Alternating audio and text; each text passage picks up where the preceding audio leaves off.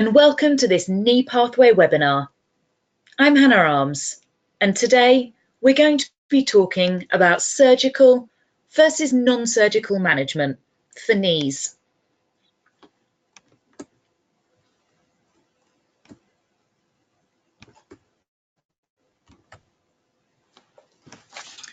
So first of all, we will be briefly discussing what surgical management consists of,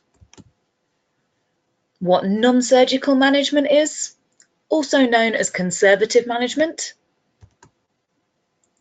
What are the benefits of non-surgical management?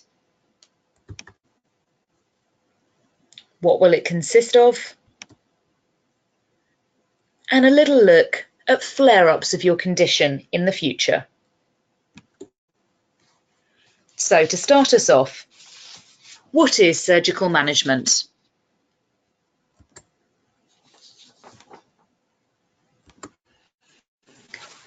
So the definition of surgery is a speciality of medicine where diseases and disorders are treated through an operation which will remove or change the affected tissue. I'm sure we have all either had or know someone who has had surgery. Surgery can differ greatly depending on the underlying condition and which area of the body. Surgery is a last resort. We should always be trying conservative management approaches before diving into surgery. When we look at knee osteoarthritis, there are a number of different treatment pathways that we can try prior to resorting to surgical management. If it does get to that stage, the most common surgeries for knee OA can include a total knee replacement, a partial knee replacement, or an arthroscopy.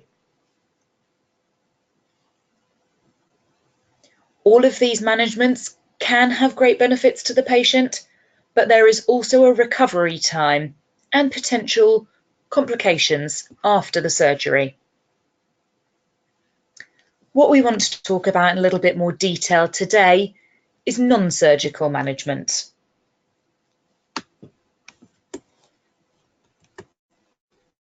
So non-surgical or conservative management is a type of medical treatment where invasive measures such as surgery are avoided, usually with the intent to preserve function. Non-surgical management, again, differs depending on the underlying issue and which part of the body that we're treating. However, a lot of the research is showing that there are three things which really benefit individuals with musculoskeletal conditions such as knee osteoarthritis and how we're to self-manage that. These include exercise, education, and self-management advice. Now we're going to look at these three areas in a little more detail so you know what to expect from this knee program.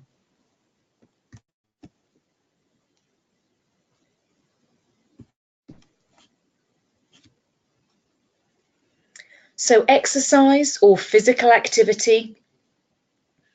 Research is showing that physical activity can reduce pain and improve function with those in knee osteoarthritis.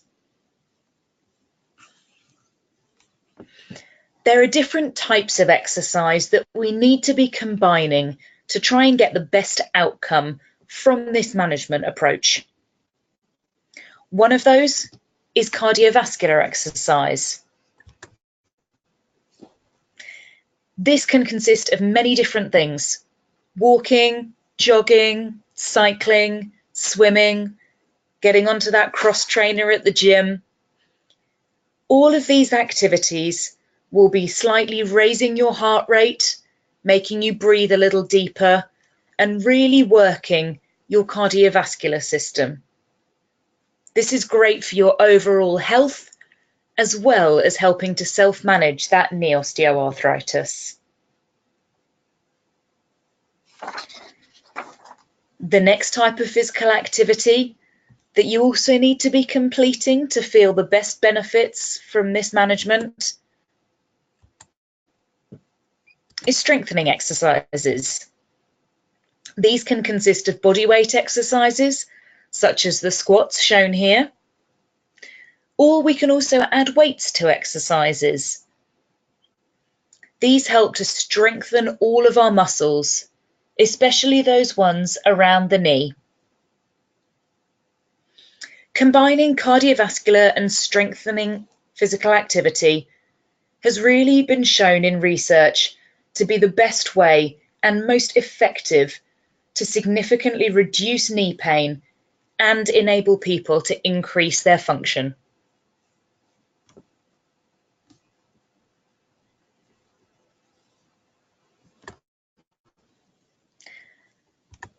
So looking now at education.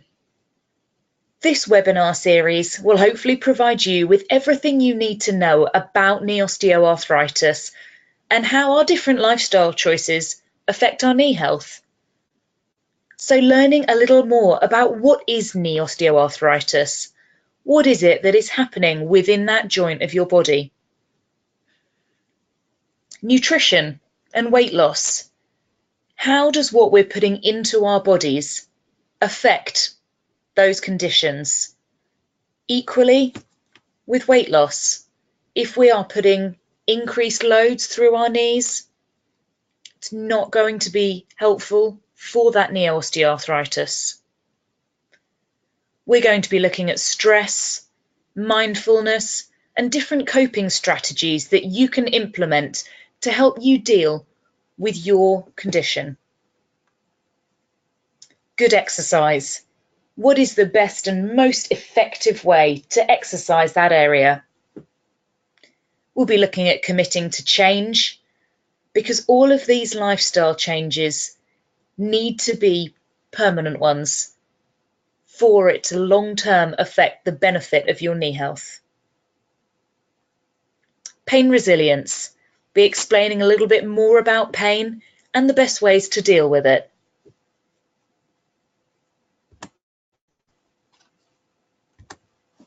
Okay, and finally, self-management advice. During this program, your physiotherapist will give you some self-management strategies to implement. Some of these may include heat and cold treatments, altering of posture, and pacing your activities. These are just a few examples of the many different pieces of self-management advice that are out there. All of these things can again help to reduce your pain and increase your function. Whether it's that you just want to get a few more things done around the house, whether you want to be able to take the dog out for a walk or go and play with the grandchildren in the park. A combination of this physical activity, education, and self-management advice implemented on a long-term basis is really going to help you improve that function and reduce your pain levels.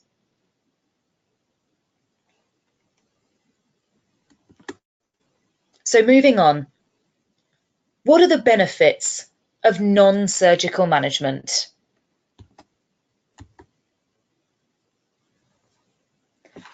First of all, we're enabling patients to be in charge, to manage their own pain, and give them the tools to do that long term. We want to increase people's function, whether it's to make them stronger, to give them more movement, and enable them just to do those normal activities during the day that are important to them. That could be anything as simple as picking up the post from the front doormat to being able to go out for that walk with your family at the weekends. Some other benefits of conservative management over surgery. There's no recovery time. We can jump right in and start using those techniques to help you improve without the recovery time that surgery would give. And secondly, no post-operative complications. Frequently after surgery, especially in the knees, people will see a lot of swelling. There will also be movement restrictions.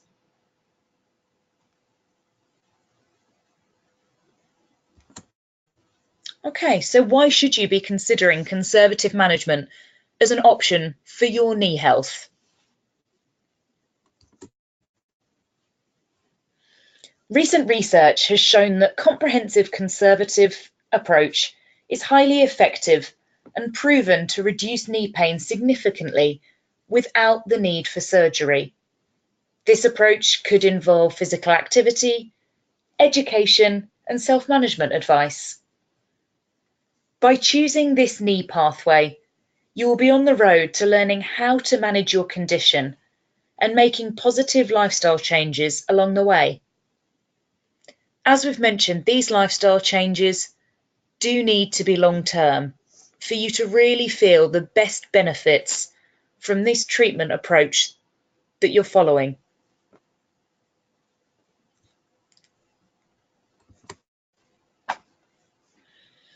As well as needing to be long-term, to get the real benefits from this program, you need to be adhering to the exercise and advice and the frequency that your physiotherapist has recommended.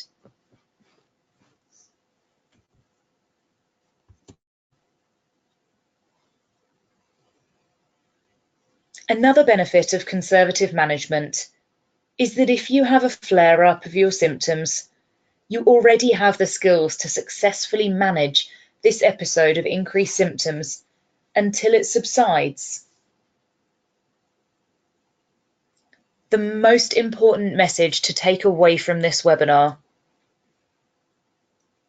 is about complying and continuing with daily exercise, implementing the self-management techniques that you will be taught,